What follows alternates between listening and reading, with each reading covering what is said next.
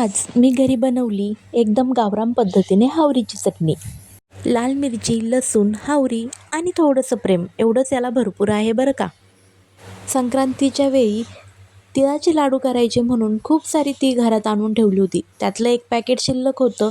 मग म्हटलं चला त्याची हावरीची चटणी बनवूया. त्यासाठी सगळ्यात पहिले हावरी एका प्लेटमध्ये काढून छान अशी निवडून घेतली आणि त्यानंतर तव्यावर भाजायला टाकली. गॅसच्या मंद आचेवर ही हावरी 5 ते 10 मिनटं भाजून द्यायची. हावरी नेहमी भाजूनच घ्यायची जर आपल्याला चटणी करायची असेल, कारण भाजून घेतलेल्या हावरीची चटणी एक वेगळीच स्वाद देते.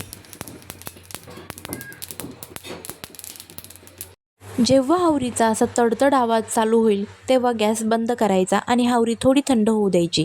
थंड झाल्यानंतर ती मिक्सरमध्ये टाकायची. आता इथे तुम्ही सेपरेट हावरी पण दळून घेऊ शकतात किंवा मग लसूण सोलायचा आणि लसूण आणि हावरी हे मिक्स वाटण करायचं. आता मी नेहमी मिक्सच करते. याचं कारण असं की आपण लसूण टाकून हावरी बारीक करून घेतली तर पूर्ण हावरीला लसणाची टेस्ट येते. आता माझ्यासाठी सगळ्यात कंटाळा असणारं काम म्हणजे लसूण सोलणं.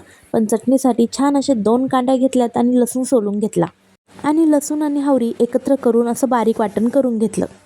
मी इथे पूर्ण बारीक केलं नाही कारण मला चटणी अशीच आवडती. तुम्हाला जर हावरी पूर्ण बारीक करायची असेल तर मिक्सरमध्ये लसूण आणि हावरी वेगवेगळ्या ठिकाणी काढा आणि नंतर मिक्स करा.